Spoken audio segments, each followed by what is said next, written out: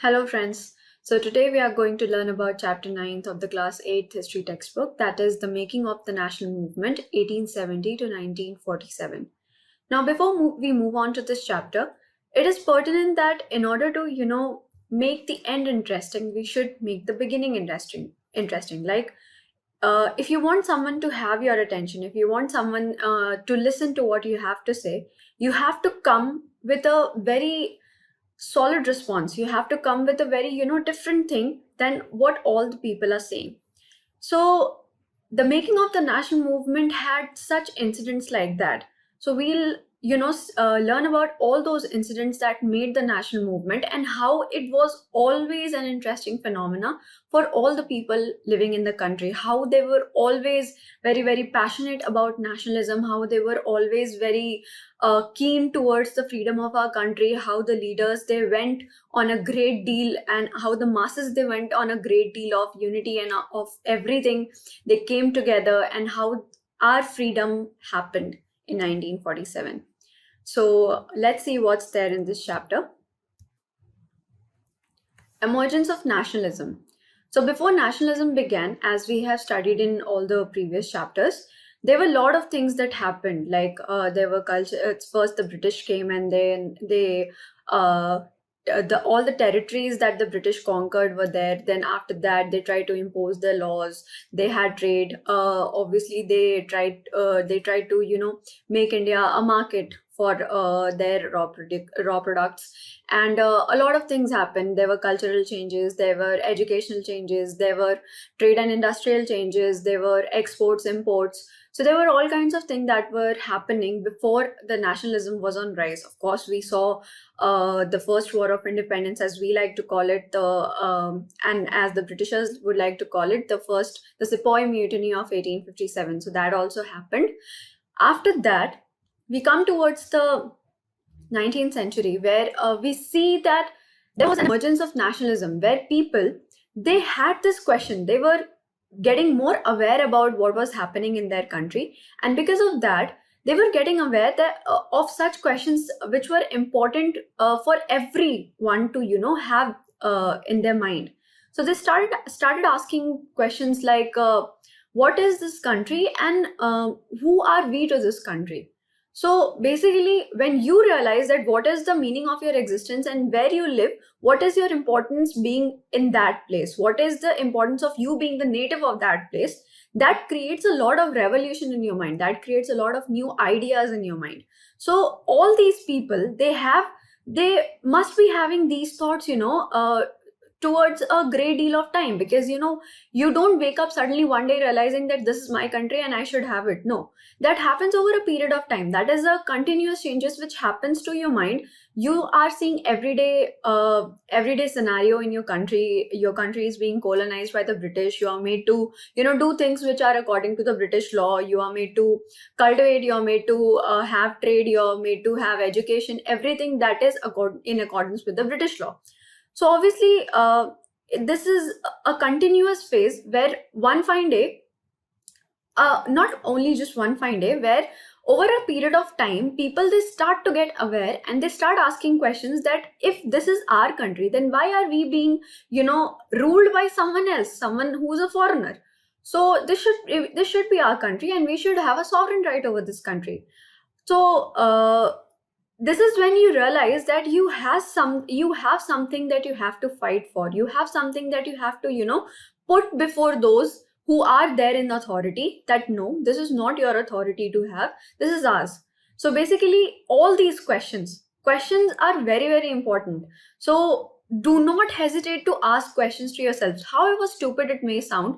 Do not hesitate to ask questions in class, or with your parents, or anywhere. Like, curiosity is the mother of invention, we all know this. So curiosity is the mother of invention is not just for science. Curiosity is the mother of invention in all the fields that is there. So in history also, or in the present day also, for any kind of revolution, you need curiosity. You need something in yourself that makes you eager to uh, ask some questions and then follow the path to resolving that question. So basically that happened, and the people were very keen on having these sovereign rights. Sovereign means that you have no the outsiders have no control over your decision making process. So basically you are the master of your own. Your country is the master of its own. No outside power has any right to interfere in your day-to-day affairs. So, organization formed in the 1870s and 1880s, like the Indian National Congress, Pune Sarvajanik Sabha, etc., worked with the idea that people should be sovereign. So, basically, not all the masses were woke at once. There were some groups, some elite groups, if we may call it.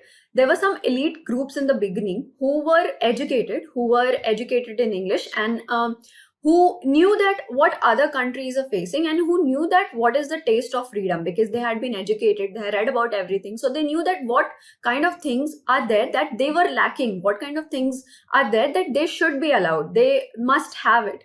So these groups, they came up and they thought that they should be a sovereign country. There should not be any colonization of their country. Some of these groups were Indian National Congress, as we know it. It's still in existence till now. That is Pune Sarvajanik Sabha. Sarvajanik means it is for all the people. So it was formed in Pune. It was one of the very most important sabha during that times, because it had a huge deal of mobilization. It had done a huge deal of mobilization during that time, where mobilization means when you when you impart your mentality to a group of people, and when those people understand your thing and they support you with their unity. It worked with the idea that people should be sovereign. So all these groups in some or the other parts of India, they came together and they had an idea that we should be sovereign. Let's see what happened next. The picture which we see here is of Madras Mahajan Sabha. Sabhas like these were very common in the 90s and 1900s, because people were, they were getting aware each day, each passing day. So people, they used to form sabhas, and they used to come together, and they used to ask question to each other that what should happen to our country, and how that should happen. So all these sabhas were very common during that time, and this was a symbol that people of this country were getting aware slowly, because before that there was no this educated sabha kind of thing, that people used to come together, they used to ask questions, and they used to put their demands. Let's see what happened next. There was huge dissatisfaction with the British rule. So obviously we have seen that not only people were getting aware, but the British rule was also causing a huge kind of dissatisfaction among these people, because these people, they had seen the atrocities that the Britishers were doing, be it economical, be it cultural, be it social, be it educational. So all these kinds of things that were forced upon these people, some of the other peoples might have thought that it was forced. So these also created a dissent among the people, that why should we follow you? Why should we follow the rules which you imply on us? So in this situation in particular, dissatisfaction with British rule grew in the 1870s and 1880s, when the Arms Act and Vernacular Press Act were passed.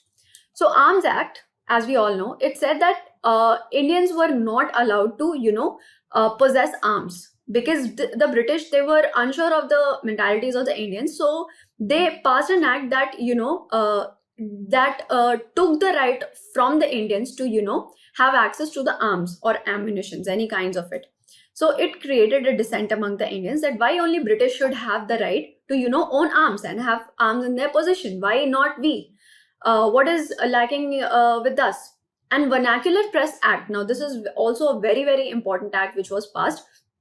This stripped away the rights of the printing press. Basically it stripped away the right to freedom of speech and expression, because if the Britishers found that any content was not according to the levels of the Britishers, like it was it might be a critic of the Britishers, or it might not go well with the Britishers and their administration in India, so they had the right to shut the printing press altogether, and they had the right to cut that cut the content out of that newspaper or something. So this act was also it is don't you feel that it is something which is trying to strip out your voice, that no, you do not have this right, you are not allowed to say anything against us? So obviously when someone will tell you that no, you have no right to tell that what is wrong with my administration. You have no right to tell that what am I doing wrong. You are only supposed to make praises of me. So obviously it will create a dissent in you. So people, they were very very dissatisfied with the British rule. They were very very, day by day, the atrocities of the Britishers, they were increasing because of the Arms Act or Vernacular Press Act. All these, stripped Indians some or the other rights. So Indians were getting more aware that okay, these rights are getting stripped away from us. That is not correct. This is a news. This is an excerpt of the newspaper, which is Kesari. It was a very famous newspaper written by Tilak, Bal Gangadhar Tilak, as we know him, and he was very vocal about all the criticism that were against the Britishers. So this paper was a hit during that time because people, they used to read these kinds of newspaper a lot, and that is how the dissension among the people was also increased. The Ilbert Bill controversy. A controversy in 1883 over the Ilbert Bill highlighted racial attitudes of the British. The opposition by the whites and withdrawal of the bill by the government enraged Indians.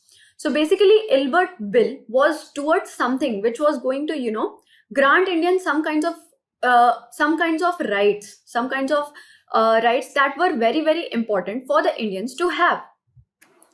This Ilbert Bill, this allowed the senior magistrates, the senior judicial officers during that time, to try both the Indians as well as the Britishers in the same level. It gave the Indians, so this was a very important aspect because for the first time, an Indian was given a huge kind of power to, try both the British and Indian subjects. So this did not went well with the Britishers. So they turned down this act, and this created a huge dissent among the Indians that why are we not allowed to, have the same kinds of powers that you are having in our country? So why are we not allowed to do that? Why, if some of our person, they are educated enough, they are in the same level of administration, they are in the same level of judiciary as you are, they are becoming a senior magistrate, then why don't they have the power to try both the British and the Indian subjects of their jurisdiction? So this bill was not passed. It did not go well with the Britishers, and people, they conceived that this was a racism. This was a huge racism that happened to them because they were not allowed this kind of right which the Britishers had. So withdrawal of the bill enraged Indians. It made them think that no, the thing which is happening to us is not right. So this was another cause that enraged the Indians towards the attitude of the Britishers towards them. So that is also a controversy which happened during that time. Let's see what else happened. The Indian National Congress. So, when all these things happened, people were getting aware day by day. But some of the groups, some of the people who were educated, who were literate, who knew that what was going in the social scenario during that time, who knew that the Britishers were doing wrong, day by day their wrongs were increasing towards the Indian people. They came together, and they, as we also discussed in the previous slide, they came together, they formed sabhas, and they formed associations to, discuss that what is happening to us. So Indian National Congress was one such association which was established when 72 delegates from all over the country met at Bombay in December 1885 under the leadership of Dadabhai Nauroji, W.C. Banerjee, A.O. Hume and others. So these people, they came together and they formed Indian National Congress in 1885. Now we have to remember that all people from all over the country, they came together at one place. So we can see that nationalism, this feeling of nationalism was not generated at a particular place, but it was, distributed evenly throughout the country. It means that the people all over the country were suffering. That is why this feeling of awareness, this feeling of dissent was common. So we have to, deduce from that scenario that not only just one particular area, the people of one particular area were suffering, all the Indians were suffering. So they all came together and obviously formed some kind of groups. And this Indian National Congress was also formed when 72 delegates from all over the country came together. Some of the leaders of this were Dadabhai Nauroji, W.C. Banerjee, A.O. Hume, then we have Feroz Shah Mehta. A.O. Hume was a retired British officer. So he helped a great deal towards forming the Indian National Congress. Although he was a British official, he was very much aware that the Indians, they needed this sovereignty. The Indians, they needed this independence to, govern themselves, that it was a requirement, and the Britishers, they shouldn't have, have all these kinds of control that they were having towards the Indians. So that was the establishment of Indian National Congress, a great party. Of course, during that time, it was a great party. It is still a party right now. It is one of the national parties that we have in today's date. Moving on, a nation in the making. So a nation isn't like we started in the first chapter. Nothing happens, we cannot prescribe a particular date to an event, because that event, has been in making towards a great deal of time. Like a lot of time has been invested towards, making that event possible. So when we say that our independence happened on, 15th of August 1947, we cannot, have only one day to celebrate all those years that happened during the times of nationalism, or even before, when the Britishers came, and all those feelings that happened during the First War of Independence, or after that, the nationalism period. So all those periods, contributed towards making that one day possible. So that is how the history behind us is important to, for us to know. The early Congress demanded the Indianization of the administration and repeal of laws like the Arms Act. It also raised economic issues like poverty and famines under colonial rule. So as we know that most of these members which came from the Indian National Congress, they were of elite groups. Some of them, they were educated in foreign, they were based in foreign, like Dadabhai Naoroji, he had a business in London. But he came continuously to India, and he had this, he also wrote books towards the criticism of the British administration in India.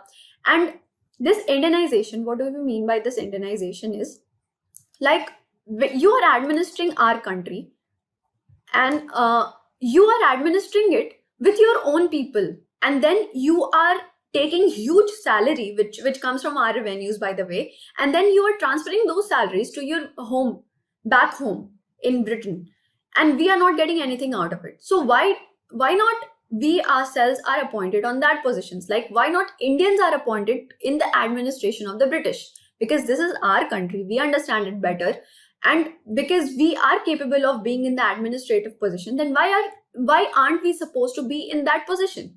So you ought to allow us to be in the administrative position, so that we can also, have that power, and we can also, earn from what my country only is generating for me. So Indianization of administration was really very important step. That is why they also demanded a separate a civil services examination for India as well. It used to happen in Europe, but then they demanded that if you are administering in India, then you should have a civil services examination for Indians as well. We should also be allowed an opportunity to serve our own country, to be in administration. So that was Indianization of the administration. Repeal of the laws like Arms Act. Of course, we have learned about the Arms Act, how what kind of not exactly atrocities, what kind of dissent that caused amongst the people. And it also raised the economic issues such as poverty and famines, or the forest, the issues related to the forests and tribals. So basically, it showed that these elite people who came from high backgrounds, who had money, basically, they were not only concerned about those people who were rich or who were of the high caste, but they also, they were also standing up for the people who were poor, or who were unrepresented, or who did not have that kind of awareness during that time, that a wrong has been done to them. So basically, they were also raising voices for these people. So we know that this kind of awareness were there in these kind of people. The Indian National Congress, the leaders that were there in the Indian National Congress during that time are often called the moderates, because they believed that British government respected the ideals of freedom and justice and would accept the just demands of the Indians. So they were very peaceful in their methods. They believed that if we, persuade the Britishers through our own way, through the petitions, or, through our demands, through our just demands that should have happened, the Britishers, they are able, they were able, and they were, capable of accepting our demands in a peaceful manner. So they believed that violence obviously was not the way.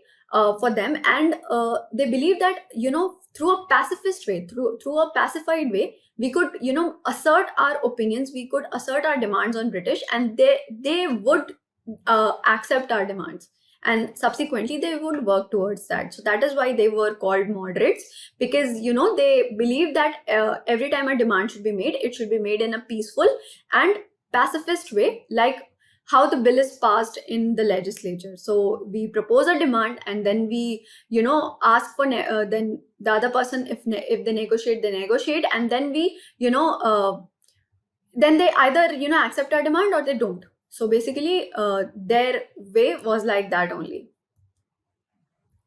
The radicals. So after the era of the moderates, they were very, very formal in their way. They believe that they should present a petition, and the Britishers, if that demand is just, the Britishers would accept them. But some of the people, they had a different opinion. So it created a faction among the Congress, like from those which were moderates and from these people who were radicals. So by the 1890s, the radicals criticized the moderates for their politics of prayers. So we can see the irony in that. They said that the moderates were having politics of prayers, because they were obviously going towards a pacified way of moderation and prayer to the Britishers, that okay, we need this and you should allow this because this is our right. So they thought that this was not the way, and emphasized the importance of self-reliance and constructive work. So they thought that the independence, the nationalism is not justified by the ways of moderates. So they were very radical in their thinking. Here is a picture of Bal Gangadhar Tilak. He was one of the radicals, as we know here. The radicals, as we know, he was one of the radicals. It is very famously known as Lal, Bal, and Pal. Lal is Lal is, I think, Lal is Lal Bahadur Shastri, Bal is Bal Gangadhar Tilak, and Pal is Bipin Chandra Pal. So basically, no, Lal is not Lal Bahadur Shastri, I'm so sorry. Lal is Lala Lajpat Rai. So Lal, Bal, and Pal, these three formed the radicals, and they were aggressive in their ways towards demands to the Britishers. So they were not very moderate and pacified. They were aggressive in their ways. They vehemently criticized all the policies that were there of the Britishers, and they came out and mobilizing the people, and they created these demands that you should go for it, and freedom is our birthright. This was one of the very famous phrase of Bal Gangadhar Tilak, that freedom is our birthright and we shall have it. So they used to have these kinds of very, very aggressive slogans that used to cause people to feel very strongly about the nationalism. So that kind of things that was happening in that era. Now the partition of Bengal. In 1905, Viceroy Curzon partitioned Bengal, citing administrative convenience. This led to opposition in the form of public meetings and demonstrations, which later developed into Swadeshi. So we all know that partition of Bengal, which occurred in 1905. Now, at that time, Bengal was a very large province. It included it included all the Bengal. It included parts of Bihar and Odisha as well. So Bengal was obviously a huge, huge ground. But before that, the people, they were not having these administrative issues. So basically, we have two philosophies of this partition of Bengal. One is that it was just, because Bengal was actually a very large province, and it consisted of all kinds of people together. So basically, it was very difficult to control such a large area of province. Like in today's world, we have this thing about Uttar Pradesh, that like Uttar Pradesh is a very large area to administer in one go. So basically, there was this proposition that we should divide Uttar Pradesh in 4 parts to for better administration. But then that is entirely different. We should not, mix up Uttar Pradesh issue with this partition of Bengal, because this partition of Bengal also has, one of the other aspect that is, that accuses the British that it wanted to divide people, that it wanted to, divide, because all the people that were having these ideas of nationalism, they were concentrated in Bengal. Many of them belonged to the Bengal province, and that is why he wanted to divide those people. we could, many of the people have also accused that they wanted to, divide and rule. Basically, this was the very first step towards the divide and rule policy. Many of the people accused Britishers of that this was partition of Bengal was the first step towards the divide and rule policy, because they wanted to divide India into two grounds. They thought that if they want to save their administration in India, their colonization of India, then they have to, divide the people of India into two sects, or many other sects, so that Indians could never, unite and form a solid and one opinion that India should be freed from the Britishers. So basically, it was also accused that it was towards a divide policy rule, to divide the opinions of the people, because most of the people who had an opinion were coming from this area only. It was a very hub of all these people, of the radical groups or many other thing, which also later developed into Swadeshi. Now, Swadeshi is a very important thing. Swadeshi means, it comes from two words, Swa and Deshi. Deshi means your country, Swa means your own. So basically, Swadeshi had this was basically prioritized on, Swadeshi means having your own country by yourself. Swadesh means my country. And Swadeshi was also a movement in which people, they urged to boycott the British goods and to have their own Indian goods, their native goods, their native handicrafts, their native industries. So basically, Swadeshi was that movement as well. These all later developed into Swadeshi. Swadeshi movement.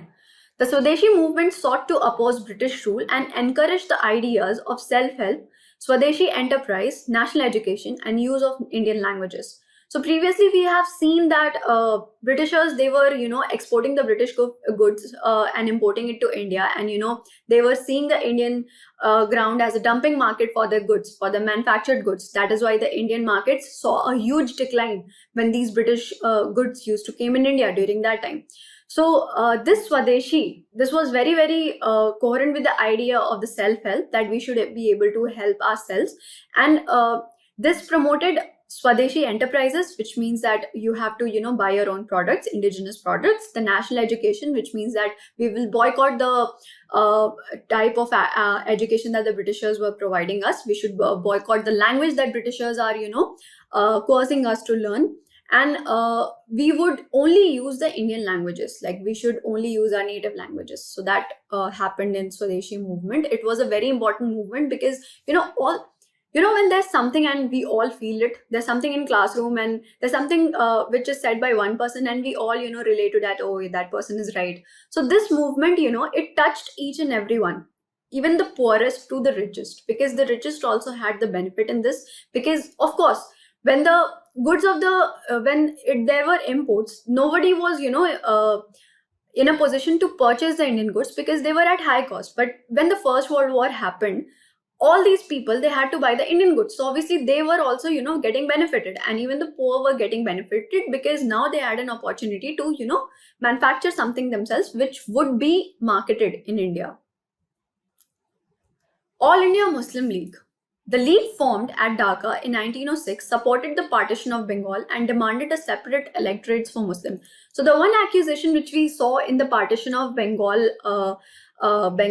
topic, this was also one of the causes, because just after that, 1905, the partition of Bengal happened, and 1906, All India Muslim League was established, which supported the partition of Bengal, because it thought that Muslim needed a separate electorates. Because it has been said every now and then that Britishers, they used to feed these British leaders, the Muslim leaders, that if the India will get free, you will not have your own voices. So your voices, will be dubbed down as minority, and they will have a Hindu nation. So basically, you will not have a say. So you would rather stick with us rather than sticking with them. Basically, you have a huge profit in that. So obviously, there was this insecurity among Hindus as well as insecurity among Muslims. Both of them, obviously, there might have been some clashes, some tensions, because of which the British got benefit of that. So from both the parties, there were some tensions, and because of self-protection, because of this, they thought that we must be able to save our people, the people belonging to the Islam faith. That is why they demanded a separate electorates for Muslims. Separate electorates mean that only the people of that religion were allowed to vote for a people of that religion only. So that the area would see only people from that religion voting towards the people of that religion, which is standing as their representative. Split of the Congress in 1907. Now, this was a very important turning point in the history, because when you are fighting towards a cause, when you have one common enemy, then you work better. But then when you have factions among your own organization, then your work is divided. You have different opinions. You fight amongst yourselves. So this came as a turning event in the history of Congress. Congress split in 1907 due to the moderates' opposition to the use of boycott, because moderates, they were very, very keen on having this idea to resolution only, that okay, we will develop a idea, we will, if we are going to protest against this, then we will present it to the Britishers. If they find it justified, then they will allow us or they won't. Radicals, they did not believe in this way. So basically it created a faction in the Congress, moderates and radicals. They although they reunited in December 1915. So basically at some or the other point, they had to realize that no, if we are acting divided, then nothing is coming out which is positive for us. So basically we have to be united to fight. We will accommodate, we will have a pacifist, we will have a solution that is beneficial for both of us, but then we will have to reunite to for that one common enemy. The Lucknow Pact was signed between the INC and the Muslim League in the 1916. So this is also a very important point in history, because the Lucknow Pact, it ensured that there was still unity among Hindu and Muslim during that time. After the partition of Bengal, both the Hindu and Muslim sects, they were very, very unsure of each other's opinion. So it created tension among us. And obviously, if a tension is created between two of the major religions that is there in the country, the only person, the only kind of people that were gaining profit out of that was the Britishers. So obviously it had profit to the Britishers, but eventually both these sects understood that if we have to fight, we'll have to fight together towards this one common enemy. So basically they came together in 1916 and formed a pact that okay, we will work together towards this unity. So that is one of the very important steps that gave a very big blow to the Britishers, that okay, they are getting united. So basically our plan failed. If actually the accusation was true, then their plan failed basically.